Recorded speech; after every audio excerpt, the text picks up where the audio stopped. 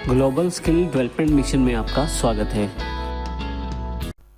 इस सेशन में हम ये सीखेंगे कि वर्डपैड में काम किस प्रकार किया जाता है। जैसा कि हमने जानकारी दी, वर्डपैड एक बेसिक टेक्स्ट एडिटिंग का कार्य कर सकता है। टेक्स्ट एडिटिंग से अभिप्राय आपके टाइपिंग के वर्क से है, चाहे वो किसी तरह से टेक्स्ट को डिलीट करना हो, नया टेक्स्ट डालना हो, पुराना टेक्स्ट हटाना हो, ये सभी चीज़ें आप टेक्स्ट एडिटिंग में कर सकते हैं। इसके अलावा वर्डपैड आपको बेसिक फॉर्मेटिंग से रिलेटेड भी काफ़ी सारे टूल देता है। इन सब टूल्स की जानकारी अब हम लेते हैं। सबसे पहले देखिए, मैंने कुछ सैम्पल टेक्स्ट यहाँ टाइप किया हुआ है। इस टेक्स्ट को सिलेक्ट करके हम इस पर किसी भी तरह का कार्य कर सकते हैं। सबसे पहले हम होम टैब की जानकारी लेंगे। होम टैब काफ़ी सारे ग्रुप में बटा हुआ है, जैसे क्लिपबोर्ड, जिसके अंतर्गत कट कॉपी पेस्ट कमांड शामिल है, फ़ॉन्ट से रिलेटेड टूल्स इसके अंतर्गत शामिल है, पैराग्राफ, इंसर्ट और एडिटिंग। अब बारी बारी से हम इन सभी ग्रुप्स की जानकारी लेंगे। सबसे पहले इम्पोर्टेंट बात, यदि आपको वर्डपैड में कोई भी कार्य करना है तो उसके लिए उस टेक्स्ट को सिलेक्ट करना ज़रूरी है जिस पे आप कार्य करना चाहते हैं। अब सबसे पहले मैं देखिए इस बीच वाले पैराग्राफ को सिलेक्ट कर लेता हूँ। सिलेक्ट करने के लिए माउस के लेफ्ट क्लिक को मैं प्रेस करके रखता हूँ और माउस को ऊपर या नीचे जिस तरफ मुझे सिलेक्ट करना है घुमाता हूँ। जैसे यहाँ पे मुझे टेक्स्ट ऊपर की तरफ सिलेक्ट करना है तो मैं ऊपर की तरफ ड्रैग कर रहा हूँ। फाइनली माउस का लेफ्ट क्लिक छोड़ देता हूँ और मेरा ये टेक्स्ट सिलेक्ट हो जाता है। आइए अब सबसे पहले हम होम टैब के फ़ॉन्ट सेक्शन की जानकारी लेते हैं। फ़ॉन्ट सेक्शन में काफ़ी सारे कमांड्स अवेलेबल हैं। सबसे पहले फ़ॉन्ट फैमिली। देखिए यहाँ पे जब भी आप अपने माउस का कर्सर किसी कमांड पे रखते हैं तो उसकी एक टूल टिप आपके पास अवेलेबल हो जाती है। जैसे यहाँ फ़ॉन्ट फैमिली जो ये जानकारी दे रहा है कि यहाँ से फ़ॉन्ट चेंज कर सकते हैं आप। यहाँ दिए गए ड्रॉप डाउन बॉक्स को मैं क्लिक करता हूँ तो मेरे पास काफ़ी सारे फ़ॉन्ट अवेलेबल हो जाते हैं। अब देखिए जैसे जैसे माउस को मैं फ़ॉन्ट्स पे लेके जाऊंगा उस तरह का फ़ॉन्ट का स्टाइल मेरे पास प्रीव्यू के रूप में मेरे डॉक्यूमेंट में अवेलेबल हो रहा है। जो फ़ॉन्ट मुझे चाहिए उस पर मुझे केवल क्लिक करना है। जैसे यहाँ मैं ब्रिटेनिक बोल्ड को क्लिक कर देता हूँ तो देखिए मेरे पास फ़ॉन्ट एप्लीकेबल हो गया है। इसी तरह से साइज़ चेंज करने के लिए बिल्कुल साथ में साइज़ का बॉक्स है। यहाँ से मैं ड्रॉप डाउन पिक करके साइज़ सेलेक्ट कर सकता हूँ। माउस मूव करते ही साइज़ में भी बदलाव आप देख सकते हैं प्रीव्यू के रूप में। जिस साइज़ को मैं चाहता हूँ उस साइज़ को एप्लीकेबल करने के लिए क्लिक कर देता हूँ। साइज़ बदलने के लिए आप ग्रो फॉन्ट और श्रिंक फॉन्ट का इस्तेमाल भी कर सकते हैं। जैसे ही मैं ग्रो फॉन्ट पे क्लिक करता हूँ आप देखेंगे कि साइज़ फॉन्ट का बढ़ रहा है। यहाँ पे आप नंबर भी देख सकते हैं, साइज़ के साथ बढ़ रहा है। इसी तरह से यदि आप श्रिंक फॉन्ट को क्लिक करते हैं तो साइज़ कम हो रहा है। यहाँ पे आप देखिए नंबर भी यहाँ पे कम हो गया है। इस प्रकार से ग्रो फॉन्ट और श्रिंक फॉन्ट के द्वारा साइज़ को बड़ा और छोटा आप कर सकते हैं फॉन्ट के। इसी के साथ आपके पास बोल्ड ऑप्शन अवेलेबल है जो अक्षरों को मोटा कर देगा कुछ इस तरह से। इसी तरह से इटैलिक, हल्के से टेढ़े अक्षर दिखाई देने शुरू हो जाएंगे। यू से नीचे अंडरलाइन अवेलेबल हो जाएगी। स्ट्राइक थ्रू से आपके पास अक्षरों के बीच में एक लाइन हो जाएगी जो एक स्टाइल को रिप्रेजेंट करेगी, जो कि स्ट्राइक थ्रू है। आप इनमें से किसी भी ऑप्शन को यहीं से ऑन ऑफ कर सकते हैं। अर्थात यदि आप बोल्ड पे क्लिक करते हैं यहीं से बोल्ड एनेबल हो जाएगा और दोबारा बोल्ड पे क्लिक करने पे बोल्ड डिसेबल हो जाएगा फ़ॉन्ट के ऊपर। तो इस प्रकार आप अपने इन ऑप्शंस को एनेबल और डिसेबल कर सकते हैं। अगला ऑप्शन हमारे पास है सबस्क्रिप्ट का। सबस्क्रिप्ट का एग्जाम्पल समझने के लिए सबसे पहले हम एक टर्म लिख लेते हैं यहाँ पे, log 10। अब यहाँ पे मुझे 10 को लॉग के बिल्कुल पैर में रखना है, यानी कि नीचे की तरफ रखना है। तो इसके लिए मैं 10 को सिलेक्ट कर लेता हूँ और यहाँ पे मैं सबस्क्रिप्ट पे क्लिक कर देता हूँ। आप देखेंगे यहाँ पे log 10 में 10 नीचे पैर में चला गया है लॉग के। तो इस प्रकार से आप सबस्क्रिप्ट का प्रयोग कर सकते हैं। दोबारा नॉर्मल पोजीशन में लाने के लिए फिर से 10 को सिलेक्ट कर लें। आप देखेंगे कि ये ऑप्शन एनेबल है तो यहाँ मैं इसे फिर से डिसेबल कर देता हूँ। आप देखेंगे कि सबस्क्रिप्ट का इफेक्ट यहाँ से हट गया है। नेक्स्ट कमांड हमारे पास सुपरस्क्रिप्ट की है। मान लीजिए मुझे 2 की पावर 8 यानी कि 2⁸ करना है तो मैं 8 को सिलेक्ट कर लेता हूँ और यहाँ पे सुपरस्क्रिप्ट पे क्लिक कर देता हूँ। आप यदि यहाँ ध्यान से देखें तो 2⁸ हो गया है, यानी कि 2 की पावर 8 दिखाई दे रहा है। यदि आप सुपरस्क्रिप्ट के इफेक्ट को हटाना चाहते हैं तो फिर से सुपरस्क्रिप्ट को क्लिक कर दीजिए, आपके पास वही नंबर वापस आ जाएगा। इस प्रकार से आप सुपरस्क्रिप्ट और सबस्क्रिप्ट का प्रयोग करते हैं। नेक्स्ट ऑप्शन हमारे पास टेक्स्ट हाईलाइट कलर के रूप में है। यहाँ मैं किसी भी टेक्स्ट को पहले सिलेक्ट कर लेता हूँ। यहाँ मैं कॉर्नर पे क्लिक करके ड्रॉप डाउन बॉक्स पे किसी भी कलर को सिलेक्ट कर सकता हूँ। जो कलर मैं सिलेक्ट करता हूँ वो एक टेक्स्ट हाईलाइट कलर के रूप में बैकग्राउंड में अवेलेबल हो जाएगा। मैं अपने टेक्स्ट का फ़ॉन्ट का कलर यानी कि अक्षरों का रंग भी बदल सकता हूँ। इसके लिए मैं टेक्स्ट सेलेक्ट कर लेता हूँ, फ़ॉन्ट कलर का चुनाव करता हूँ ड्रॉप डाउन बॉक्स से। अब देखें जैसे जैसे कलर को मैं सिलेक्ट कर रहा हूँ वैसे वैसे मेरे पास फ़ॉन्ट का कलर भी चेंज हो रहा है। मैं फ़ॉन्ट कलर चूज़ करके क्लिक कर देता हूँ। यदि आप फिर से नॉर्मल फ़ॉन्ट का कलर चाहते हैं तो आप सिलेक्ट कर लें और यहाँ ड्रॉप डाउन बॉक्स से ऑटोमेटिक क्लिक कर दें। इसी प्रकार से यदि आप हाईलाइट नहीं चाहते करना, सिलेक्ट कर लें टेक्स्ट को और नो कलर पे क्लिक कर दें। इस प्रकार से आप टेक्स्ट को हाईलाइट और फ़ॉन्ट का कलर भी चेंज कर सकते हैं। नेक्स्ट सेक्शन जो हमारा रिलेटेड है वो है पैराग्राफ से रिलेटेड। पैराग्राफ में काफ़ी सारे ऑप्शन पैराग्राफ की स्टाइल और सेटिंग से रिलेटेड संबंधित हैं। इन ऑप्शंस को अप्लाई करने के लिए सबसे पहले हम कुछ पार्ट टेक्स्ट का सिलेक्ट कर लेते हैं। अब यहाँ पे हमारे पास सबसे पहले डिक्रीज इंडेंट और इंक्रीज इंडेंट के दो ऑप्शन अवेलेबल हैं। यदि मैं इंक्रीज इंडेंट करता हूँ तो आप देखेंगे कि जो टेक्स्ट है वो राइट साइड मूव होना शुरू हो गया है और उसकी सेटिंग जो है राइट साइड की तरफ मूव हो गई है। और यदि मैं डिक्रीज इंडेंट करता हूँ तो फिर से मैं इसे वापस अपनी पोजीशन पे ला सकता हूँ।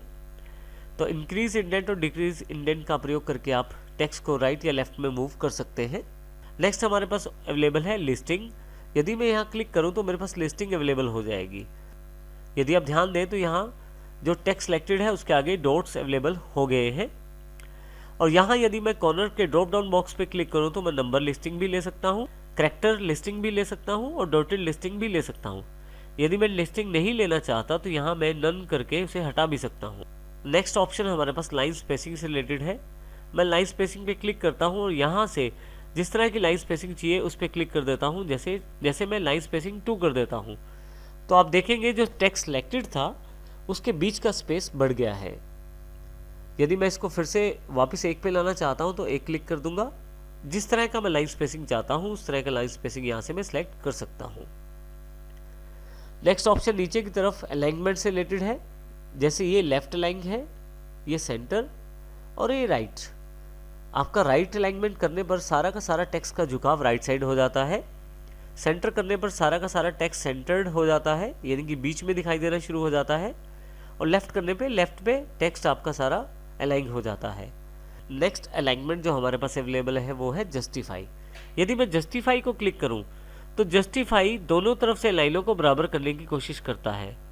आप देखें लेफ्ट करते हुए यहाँ पे मेरे पास ISST वीडियो और वेरी के बाद कुछ स्पेस खाली रह गया है, परंतु जैसे ही जस्टिफाई करता हूँ तो वो उन स्पेस को भरने की कोशिश करता है और दोनों तरफ से लाइनें बराबर करने की कोशिश करता है।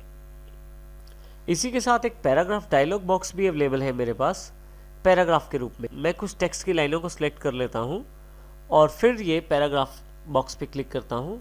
यहाँ पे मेरे पास काफ़ी सारे ऑप्शन हैं। जैसे सबसे पहले इंडेंटेशन है। मैं सीधा यहाँ टाइप करके सेटिंग्स दे सकता हूँ।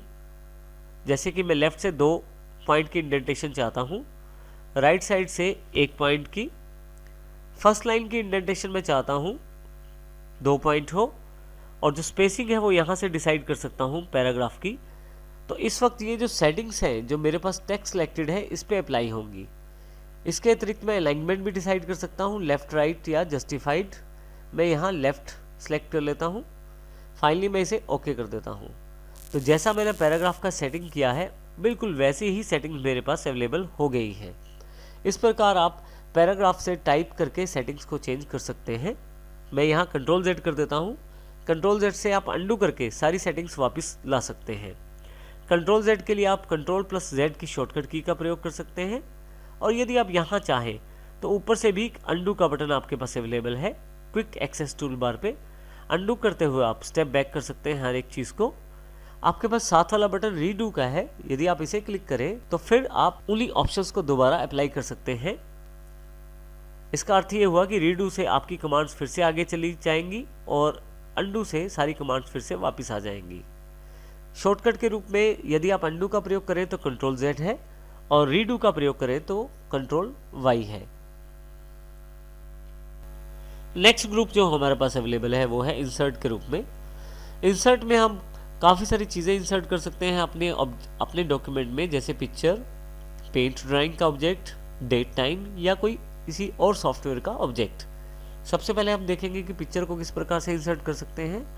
मैं पिक्चर बॉक्स पे क्लिक करता हूँ, जहाँ पे मेरी पिक्चर्स अवेलेबल है उस लोकेशन को फाइंड करता हूँ और यहाँ से उस पिक्चर वाली फाइल को सिलेक्ट करके ओपन कर लेता हूँ। आप देखेंगे कि मेरे पास ये पिक्चर अवेलेबल हो गई है। पिक्चर पे क्लिक करते ही आप देखेंगे एक बॉर्डर अवेलेबल हो गया है और इस बॉर्डर के कॉर्नर पॉइंट्स पे मैं क्लिक करके पिक्चर को छोटा या बड़ा भी कर सकता हूँ। यहाँ देखिए, यहाँ इस तरह से मैं अपनी पिक्चर को रिसाइज भी कर सकता हूँ। अगर मुझे पिक्चर नहीं चाहिए तो मैं यहाँ सेलेक्ट कर लूँगा पिक्चर को। देखिए, सेलेक्ट करते ही यहाँ पे फिर से ये बाउंड्री अवेलेबल हो गई है और डिलीट बटन को प्रेस कर दूंगा तो ये पिक्चर यहाँ से डिलीट हो जाएगी। इसी तरह से मैं पेंट ड्राइंग का एक ऑब्जेक्ट भी इंसर्ट कर सकता हूँ। मेरे पास पेंट ड्राइंग का बॉक्स अवेलेबल हो जाता है। जैसे ही मैं पेंट ड्राइंग को क्लिक करता हूँ, मेरे पास माइक्रोसॉफ्ट का पेंट ऐप अवेलेबल हो जाता है। यहाँ पे मैं कुछ भी ड्रॉ कर लेता हूँ, इसमें कलर फिल कर लेता हूँ और फाइनली इसे मैं यहाँ से क्लोज कर देता हूँ। आप देखेंगे कि वही पिक्चर आपके पास आपके डॉक्यूमेंट में ऐड हो गई है। यदि आप इस पर क्लिक करें तो देखेंगे आपके इसके आसपास भी एक बाउंड्री अवेलेबल हो गई है, जिस बाउंड्री से मैं साइज बड़ा छोटा कर सकता हूँ इस इमेज का। यदि आप इस इमेज पर डबल क्लिक करें तो आप फिर से पेंट पे जाकर इसे एडिट कर सकते हैं। यहाँ मैं फिर से इसे क्लोज कर देता हूँ। इस प्रकार आप पेंट ड्राइंग का ऑब्जेक्ट भी इंसर्ट कर सकते हैं। यदि नहीं चाहिए ऑब्जेक्ट तो क्लिक करें और डिलीट प्रेस कर दें। इसी तरह से यदि आप अपने डॉक्यूमेंट में डेट या टाइम इंसर्ट करना चाहते हैं तो डेट टाइम पे क्लिक करें। काफ़ी सारे फॉर्मेट्स आपके पास अवेलेबल हो जाएंगे। जैसा फॉर्मेट आपको चाहिए वो सिलेक्ट करें और ओके कर दें। उस तरह का डेट आपके पास यहाँ इंसर्ट हो जाएगा। नेक्स्ट ऑप्शन हमारे पास यहाँ उपलब्ध है इंसर्ट ऑब्जेक्ट के रूप में। इंसर्ट ऑब्जेक्ट पे क्लिक करें आप। आपके पास जो सॉफ्टवेयर आपके सिस्टम में इंस्टॉल्ड है और जिनका ऑब्जेक्ट बनाया जा सकता है उन सबकी लिस्ट यहाँ अवेलेबल हो जाएगी।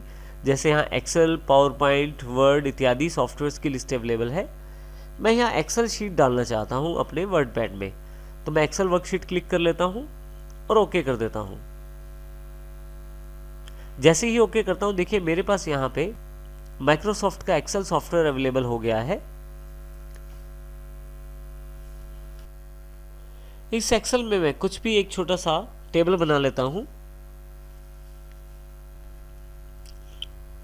टेबल बनाने के पश्चात यहाँ से मैं इस एक्सेल को क्लोज कर देता हूँ। आप देखेंगे कि सेम टेबल आपके पास आपके डॉक्यूमेंट में इंसर्ट हो गया है। आप चाहें तो फिर से डबल क्लिक करें, आपके पास फिर से एक्सेल अवेलेबल हो जाएगा। कुछ मॉडिफाई करना चाहते हैं तो मॉडिफाई करें और फिर से इस एक्सेल को क्लोज कर दें। इस प्रकार से आप अलग अलग सॉफ्टवेयर्स के ऑब्जेक्ट को इंसर्ट कर सकते हैं अपने वर्ड पैड के डॉक्यूमेंट में। नेक्स्ट ग्रुप जो हमारे पास अवेलेबल है वो है एडिटिंग के रूप में। एडिटिंग में हमारे पास सबसे पहली कमांड है फाइंड। यदि मैं फाइंड को क्लिक करूं तो मेरे पास फाइंड वर्ड का एक बॉक्स अवेलेबल हो जाता है। यहाँ पे मैं इस फाइंड वर्ड टेक्स्ट बॉक्स में जो भी टाइप करूँगा वो मेरे डॉक्यूमेंट में ढूंढा जाएगा। जैसे ही यहाँ मैं प्ले लिखता हूँ, फाइंड नेक्स्ट करता हूँ, तो देखिए यहाँ पे जहाँ जहाँ प्ले लिखा हुआ है मेरे डॉक्यूमेंट में वो सारी जगह इन्फॉर्मेशन सर्च की जाएगी और प्ले वर्ड को मुझे हाईलाइट करके दिखाया जाए। फाइनली जब आपने पूरा डॉक्यूमेंट सर्च कर लिया है, उसके पश्चात यदि फाइंड कमांड को आगे प्ले वर्ड नहीं मिल रहा तो आपके पास यहाँ पे एक मैसेज आ जाएगा, WordPad has finished searching the document. अर्थात उसने अपना पूरा डॉक्यूमेंट सर्च कर लिया है और प्ले इसके अलावा कहीं भी नहीं है, वो सब आपको दिखा चुका है। इसे मैं ओके कर देता हूँ। नीचे की तरफ यहाँ दो इम्पोर्टेंट ऑप्शन दिए गए हैं, मैच होल्ड वर्ड ओनली और match case. Match hold word का अर्थ है यदि कोई आप वर्ड ढूंढते हैं तो वो एग्जैक्ट पूरा वर्ड ढूंढा जाएगा, ना कि उस वर्ड के आगे या पीछे लगे हुए किसी अक्षर को मिलाकर ढूंढेगा। उदाहरण के लिए जैसे यहाँ मैं राज वर्ड ढूंढना चाहता हूँ, RAJ, और फाइंड नेक्स्ट करता हूँ, राज, राजवीर, हमराज, राज, राजू। आप देखेंगे कि इसलिए काफ़ी सारे बाकी वर्ड्स में जाकर भी राज को ढूंढा है, परंतु मैं केवल राज को ढूंढना चाहता हूँ। तो उस केस में मैं यहाँ पे मैच होल्ड वर्ड पे क्लिक कर देता हूँ और फिर से ढूंढना शुरू करता हूँ और फिर से ढूंढना शुरू करता हूँ। देखिए ये राज, राज, दो बार केवल राज ढूंढा है इसने और फाइनली उसके बाद इसने सर्चिंग को फिनिश कर दिया है। तो इस प्रकार से यदि आप पर्टिकुलर वर्ड ढूंढना चाहते हैं और चाहते हैं वो वर्ड किसी और वर्ड के साथ जुड़ा हुआ ना हो और चाहते हैं कि वो वर्ड केवल अकेला ढूंढा जाए, ना कि आगे या पीछे जुड़े हुए शब्दों के साथ, तो आप इस प्रकार से मैच होल्ड वर्ड का प्रयोग करके ढूंढ सकते हैं। इसी प्रकार से मैं मैच केस का प्रयोग कर सकता हूँ। नीचे वाला ऑप्शन मैच केस के लिए है। यदि मैं किसी वर्ड को स्मॉल लेटर्स या कैपिटल लेटर्स के अनुसार ढूंढना चाहता हूं तो वो भी मैं ढूंढ सकता हूं। उदाहरण के लिए जैसे मैं यहाँ प्ले टाइप कर देता हूं और अभी मैं बिना मैच केस ऑप्शन को चेक किए ढूंढता हूं। आप देखेंगे प्ले यहाँ हर एक तरह का प्ले वर्ड ढूंढा जा रहा है, चाहे वो कैपिटल है या स्मॉल लेटर में है, दोनों को इसने ढूंढा है। परंतु यदि मैं मैच केस ऑन कर देता हूं और फिर से ढूंढना शुरू करता हूं तो आप देखेंगे ये प्ले छोटे अक्षरों में है, ये प्ले भी छोटे अक्षरों में है और इसके पश्चात सर्चिंग फिनिश हो गई है। तो इस प्रकार आप मैच केस को ऑन करके या चेक करके आप इस प्रकार से मैच केस ऑप्शन को आप सिलेक्ट करके बड़े और छोटे अक्षरों में भेद कर सकते हैं और जिससे आपका सर्चिंग जो है वो जल्दी हो जाएगा यदि आप छोटे या बड़े अक्षरों को ढूंढ रहे हैं। तो इससे आप पर्टिकुलर वर्ड को आसानी से खोज सकते हैं अगर वो छोटे या बड़े अक्षरों में लिखा हुआ है। अगली कमांड जो हमारे पास एडिटिंग ग्रुप में अवेलेबल है वो है रिप्लेस कमांड। जैसे ही मैं रिप्लेस कमांड पे क्लिक करता हूँ मेरे पास रिप्लेस बॉक्स अवेलेबल हो जाता है। इसमें 2 टेक्स्ट बॉक्स दिए गए हैं, फाइंड वर्ड और रिप्लेस विद। आप किसी भी वर्ड को ढूंढ के उसको किसी दूसरे वर्ड के साथ बदल सकते हैं रिप्लेस कमांड के द्वारा। जैसे कि फाइंड वर्ड में यहाँ पे मैं प्ले टाइप कर देता हूँ और रिप्लेस विद में वर्क टाइप कर देता हूँ। मेरे डॉक्यूमेंट में जहाँ जहाँ प्ले वर्ड है उसको वर्क से रिप्लेस कर दिया जाएगा। रिप्लेस करने के लिए मैं रिप्लेस बटन का प्रयोग कर सकता हूँ। रिप्लेस करने से पहले मैं उस वर्ड को फाइंड कर सकता हूँ फाइंड नेक्स्ट से। यदि आप इस वर्ड को रिप्लेस करना चाहते हैं तो रिप्लेस बटन दबा सकते हैं, नहीं तो आप फाइंड नेक्स्ट से आगे भी जा सकते हैं। मान लीजिए मैं इसे बदलना चाहता हूँ तो मैं केवल इसे रिप्लेस पे क्लिक करूँगा। देखिए वो एंट्री बदल चुकी है, यहाँ पे प्ले की जगह वर्क आ चुका है। फिर से मैं रिप्लेस दबाऊंगा तो अगली वाली जहाँ पे प्ले है उसको बदल दिया गया है।